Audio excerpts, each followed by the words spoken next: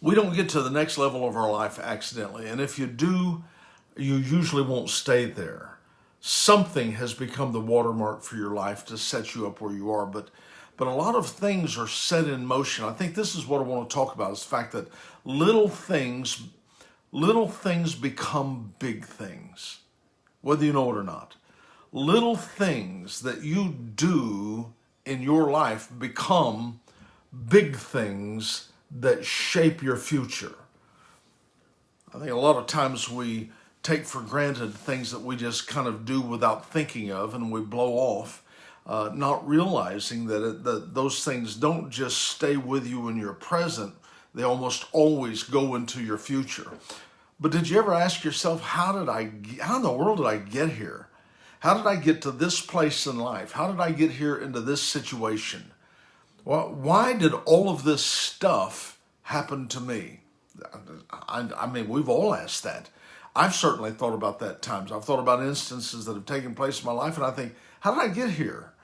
And so many people that I've talked to they've said, I don't understand how I ended up here in this particular situation. But in many situations, you can't even trace it back. But I promise you, there is a catalyst that moved you forward, even if you can't remember what it was, you can't see it. You know, it's almost like seed that has been planted that we forgot about, or we don't even realize about it. In other words, small things that we do or that we've done in the past have brought about the events of our life. And those are the things I want to talk to you about. I want to talk to you about those little things that you've done that brought you where you are. But even more so, guys, I want you to think about the little things that you're doing now that is taking you into the future. I mean, it's almost like gaining weight. You don't gain weight by the pound. You just don't. You gain it by the ounce. You gain it in such a small way that you don't even realize that you've done it. But that's how it works in every area of life. And so what I want to do is I want to give you a scripture just to kind of establish this real quickly. This is from James chapter 3, verse 5 and 6. Now this is talking about the tongue. It says, likewise the tongue is a small member. It's a small part of the body, but it makes great boast. But I want you to consider what great forest is set on fire by a small spark. Come on, you got to put yourself in the place here. All of the forest fires that we've seen in times past, all of you that have, you've heard about these forest fires that literally set an entire state on fire. I remember back a few years ago, we had a fire hit in our area in the Bastrop County, and it wasn't very far from me. But what happened was that we were at the close of a hurricane. A hurricane had come through, and of course the hurricane, the air is counterclockwise, and so it was coming. We were catching the backside of the hurricane. And I remember making the statement, boy, nobody needs to have a fire today because of the way the wind was blowing. It's very dry. And there was a man, he has an acreage, and lightning struck a tower or something. And it just caused a little fire. But it started from there, and I'm not kidding. It burned down thousands of acres. Thousands of acres. It was one of the most amazing things I've ever seen. They couldn't stop it. All they could do was try to go to people's homes where they were and say, run. That was all they could do. We were completely helpless. The fire was moving so fast and it was so big that they couldn't contain it. I remember that I was on a road not too far from where I live, and I could see from a distance. The road was pretty elevated, and as far as I could see, the ground was golden. It was the embers of the fire of the forest that had been on fire. It was an incredible thing, but all of that happened from a spark. Destroyed literally hundreds of homes. The amount of people that were displaced, it was an incredible disaster.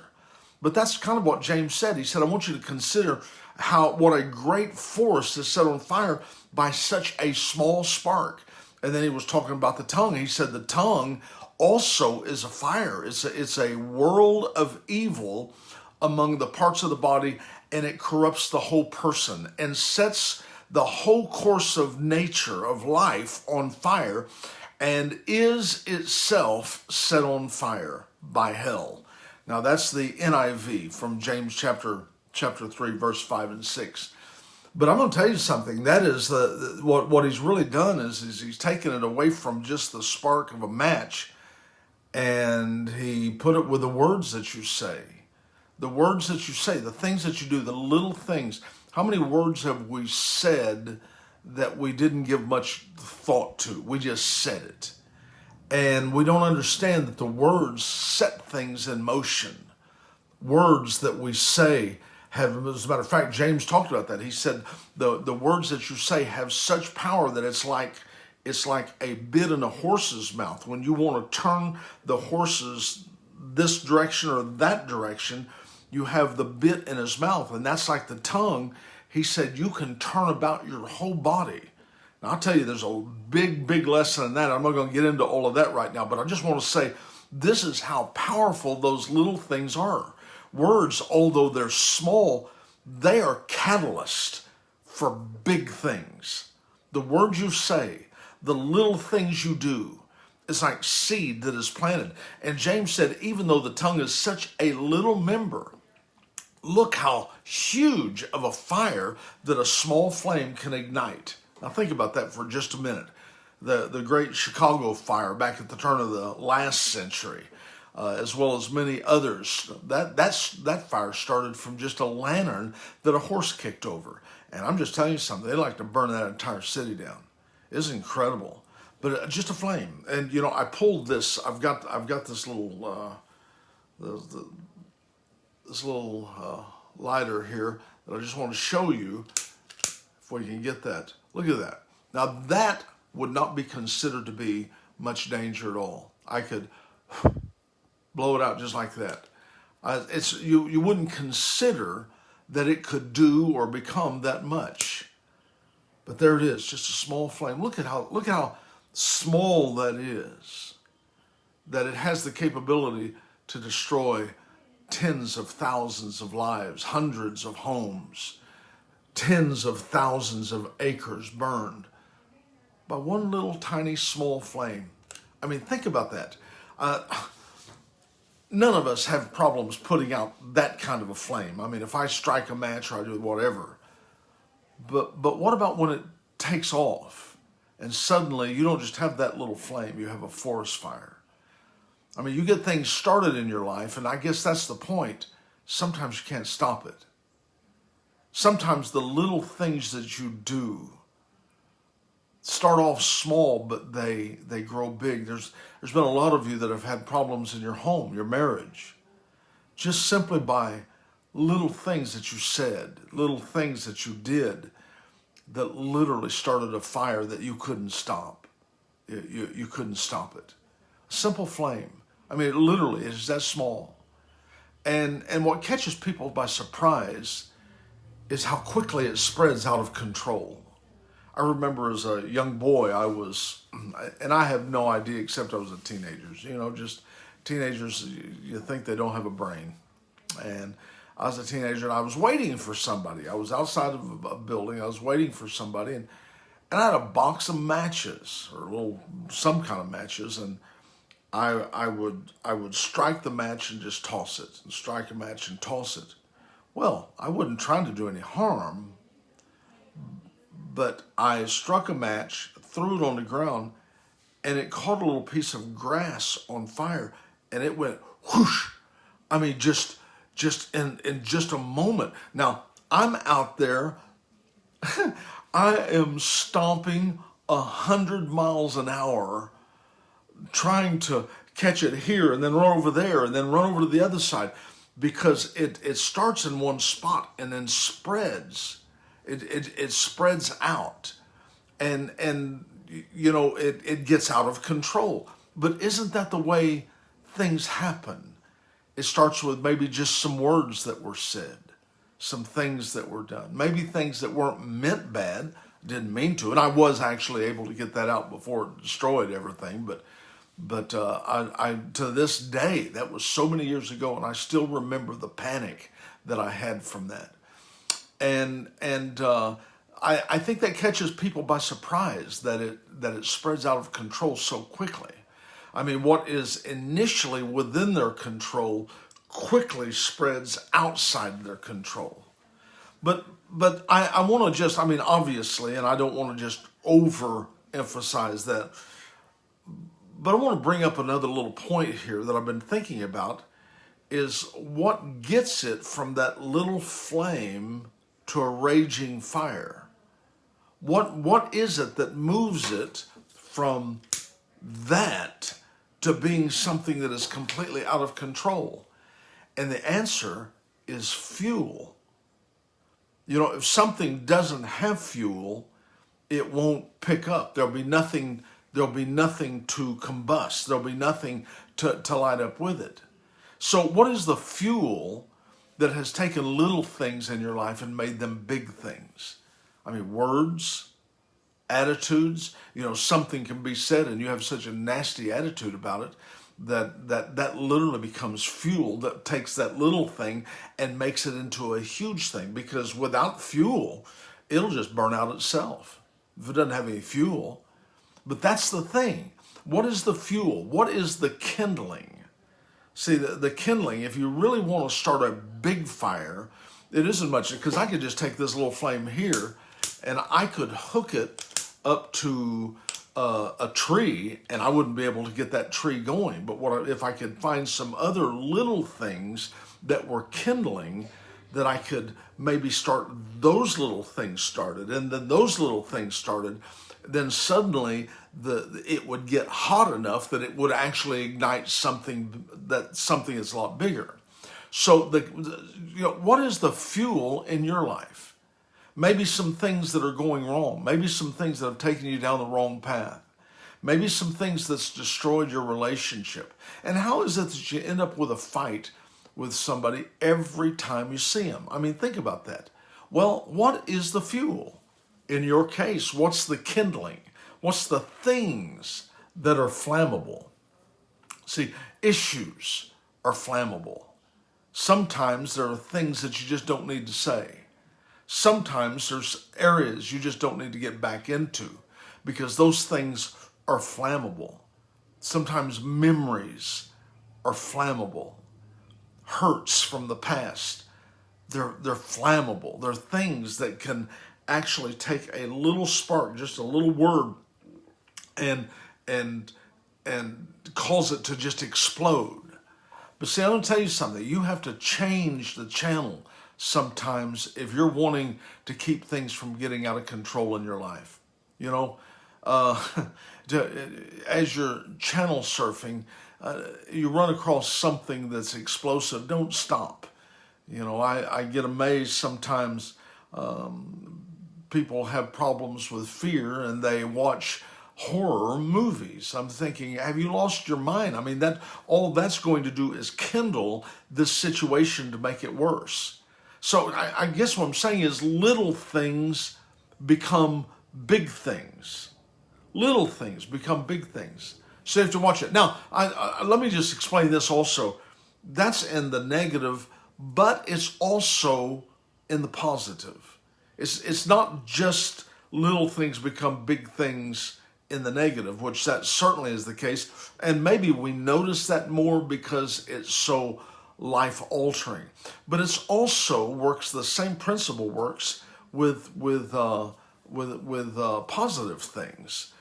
I know that there's been a lot of times people didn't realize, but just the acts of kindness that they had, or the whatever the case was, that the things that they did, the little habits that they developed, all of those things, they can be very positive.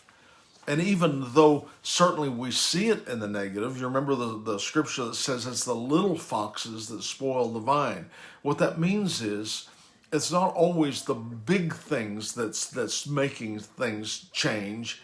Usually, matter of fact, I just want to say this. It's very seldom the big things. Sometimes what we want to do is turn on some big leaf, make some great big change, and certainly sometimes that's necessary. But usually the things that make the difference in your life is not the big things. It's the little things. It's the little habits. It's the little things you do. It's the little acts of faithfulness and kindness and disciplines, the little disciplines that make big changes. Maybe that's where we could go with this, if I could just take this to a real positive standpoint, as the fact that little disciplines that you can apply to your life can make huge differences in your future. Little things that you do, things with keeping your word, things with your diet, little things with your manners, things with your consideration of other people. Those are just little things, but those little things make the difference in a great big way. From a negative standpoint, I just want to say, don't let unforgiveness burn in your heart. I mean, you may have been hurt, and that certainly is kindling that can take a little situation and make it huge. But don't visit those places. I mean, don't do that. A lot of those thoughts, it can be over an irritation, but it can end in a divorce. You know what I'm saying? It can be something small that turns into something really great. So don't visit those places. It's kind of like that, what they said, if your arm gets broken in 3 places, don't go back to those places. I mean, don't do that. Don't embrace those things that were evil or hurtful or painful. Sometimes I'm just thinking, and we dismiss it because we're thinking, it's not a big deal if I can get by with it this time. I can complain about it here, and it really won't make any difference. But we don't understand the little things, just the little small. If I can get this thing going, just a little small light, just a little flame. It doesn't and like I said, how easy that is to control. And it is easy to control until I can't control it. It's very easy to control until it gets out of control. So don't let little things, hurts, disappointments, angers, frustration, don't let that be kindling that becomes something bigger than what you really want. Because you can be like me when I was just that teenage boy. I never intended to cause things. I mean, I just wasn't thinking.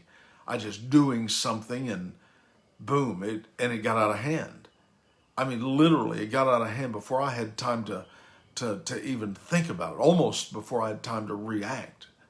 And that's how a lot of things, that's the reason why you're probably in the shape that you're in today. That's probably the reason things around you are the way they are, is because of all the little things that you did to bring you to this point. Now, see, what you can do is you can reverse that, and you can begin to do little things, little habits, little disciplines, there's one scripture, let me just read this to you. It's in Philippians. This is really a formula to overcome.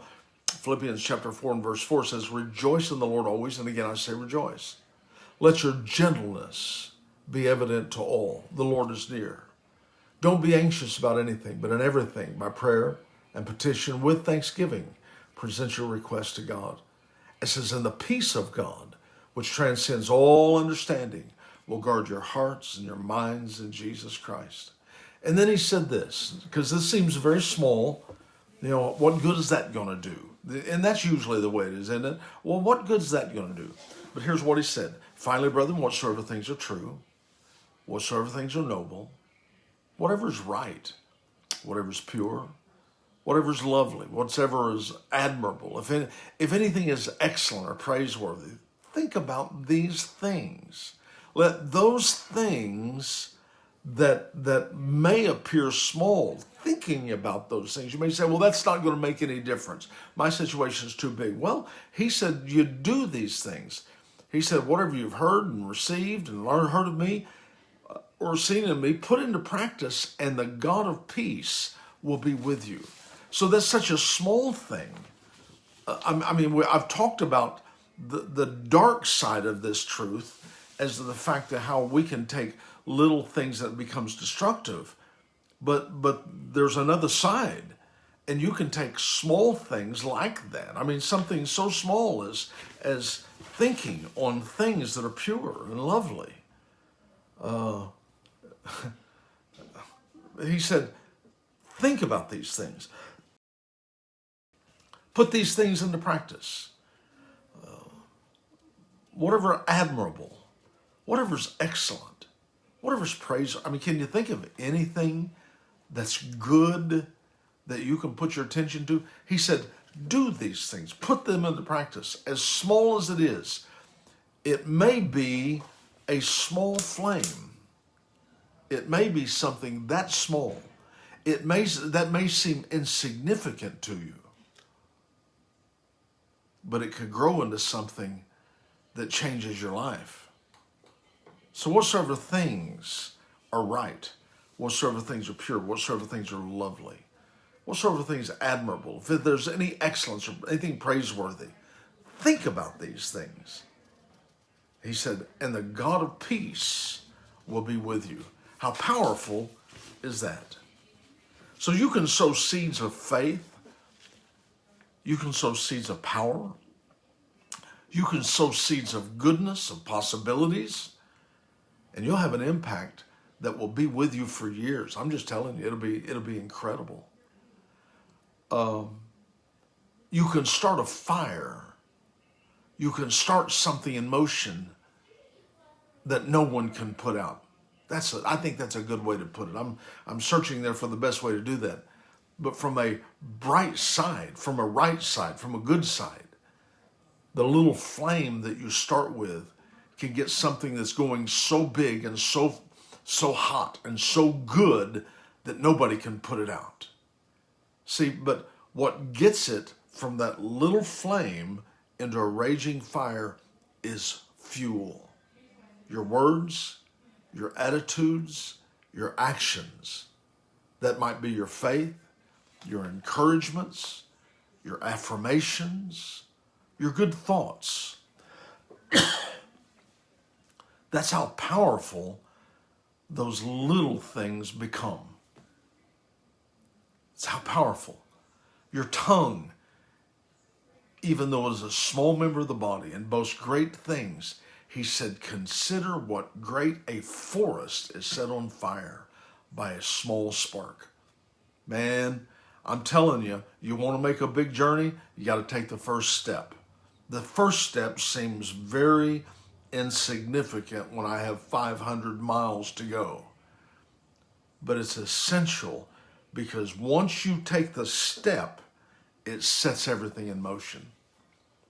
And I'll tell you, once you set it in motion, it'll begin to draw from things all around you.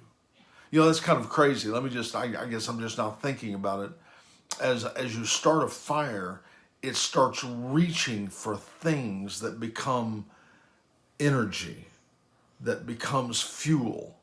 When you start something good, when you start an attitude, you begin to build what we might call momentum. Well, where are you getting the fuel for that momentum? That means every place that the flame of your encouragement reaches, it draws energy, it draws fuel from that, until finally you've got something going that nobody can stop, nobody can put out. Proverbs 18:21 says, death and life are in the power of the tongue, and they that love it are going to live in the benefits that it produces. So that's why it's so important that you understand. You may say, well, the tongue is not a big deal at all. Well, that's not true. That's not true. According to James, I'm just telling you. You know, I was just listening. Let me just say this real quickly, and then I'll let you go. But I was reading an old book by Paul Yonggi Cho. I don't know if you remember him. He was a pastor in South Korea. At that time was the largest pastor in the world.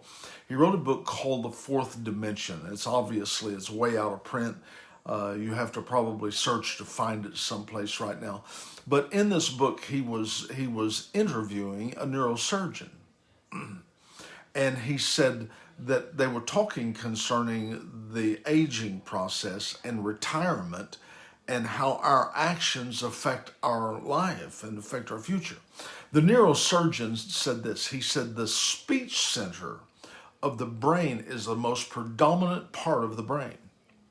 Now, I'm certainly not a neurosurgeon, but I'm just quoting you what this guy said. He said simply by saying things sets things in motion in your life. I mean, you have to understand your body responds basically to what it's told. I couldn't lift my hand up. Now, I do it unconsciously now, but I couldn't lift my hand up if my brain didn't tell my body to lift my hand up. That's a process that we do without even thinking about it. And he was talking about retirement, and he said, a man should never retire. Now, that's not saying that you need to just go and work on the same job until you die. That's not saying you have to keep the same job. You may decide to do something else. But you've heard people talk about, well, I'm just going to retire and I'm going to go to the lake. And he said, if you look at the statistics in this of how many people made those statements, they would retire, they work like a sled dog in perfect health, they go out and inside of a year they're dead. And he said, what's happening is, he said, your words, your attitude, those small things like that are giving instruction to your body. And you're saying to your body, you are done. You've worked your life. Now you're going to retire. There's no more use for you. You are finished being productive. Now it's time for you to go someplace that you can sit down and you can stop. And it said, the neurosurgeon said, literally, your brain, your words are giving instructions to what's going to happen with your body. And he said, statistically, he said, people that have worked long and hard years and had no problems, how quickly they would die after they retired. So he was saying a man should never retire. A man should never stop dreaming. A man should never stop reaching. That's basically what he was saying. If you retire from one job, don't figure I'm done. You've got other things to do. You know, you've got a life to live. There's lives to be changed. There's things to accomplish. And you need to be right smack dab in the middle of all of that. Because what will happen is you'll give instruction to your body and your body will respond.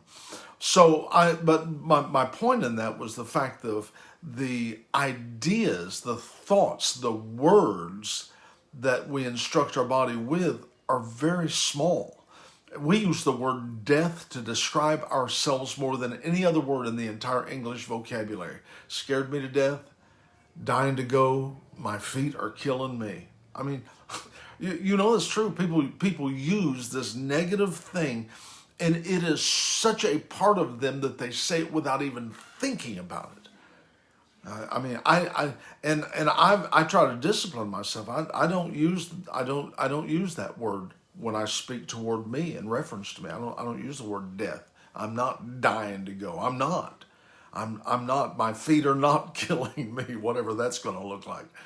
But the fact is the words that I say. It's kind of like James said. Those words is like a bridle you put in the horse's mouth that you can turn about his whole body, whether toward sickness or toward health. And it's a little member, but look how big a fire a small flame can ignite. That's what James 3 said. And so in your life, guys, I want you to analyze and take account of what little foxes are at work in your health and in your family, in your business, in your mental health, your peace. Think about that. What little things, what little seeds have you sown? What little flames have you started? Maybe a word that I said about, I can't stand you, or maybe a fight with your mate, and you said things. You can apologize, but I'm just telling you something. You can't take it back. It's been said. Because words don't just go and rattle around in somebody's heads. The words that you say go into their ears, but goes into their hearts. And many times it causes a harvest of wounds and of brokenness that literally takes an act of God to get that healed. It gets a root of bitterness that's down on the inside of them. Well, how did a root of bitterness get started? Well, any root started from a seed. Anything that has a root had a seed. And so it grew from there. A small thing, one thought. Think about that. One thought, one word that you said, one action, one little thing that you did. But the problem is we didn't just do one thing. We did one little thing 1,000 times. There's these attitudes. It's with my health, my weight. As my dad used to say, I think it was something I ate. It wasn't a Snickers bar that caused me to put on 20 pounds. It was 100 Snickers bars.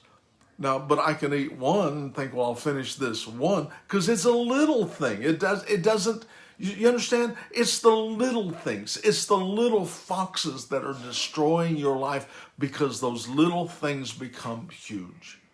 So that's really the thing that I want to just say. Little things become big things. Little things in your life become big things.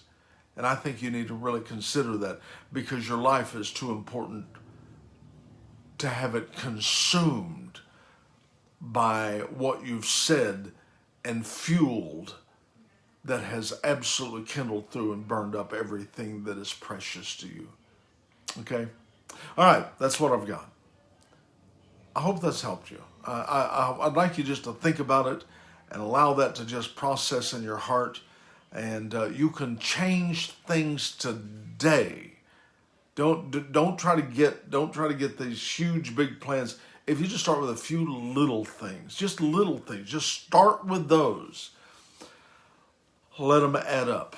They used to tell me when I was a teenager. They said, if you'll put just a little bit of money away each week or each month into an IRA, by the time you get to be 60 years old, my God, you'll have a lot of money. And I thought, this little bit of money, are you kidding me? That's not going to make any difference. But the miracle of compound interest begs to differ.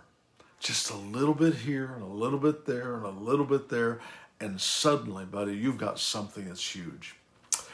I love you guys, and I want to say thank you for your friendship. Thank you for being such a devoted friend. Your friendship is valuable to me. I appreciate you joining with me. I'm going to ask that you please push like, please push share, and please push subscribe. And this will be something that will have an opportunity maybe to speak into somebody else's life that really needs it. All right? Well, I love you guys. I do. I'm thankful for you. And I'm looking forward to seeing you. I'll see you tomorrow. So you guys have a wonderful, wonderful evening. God bless you.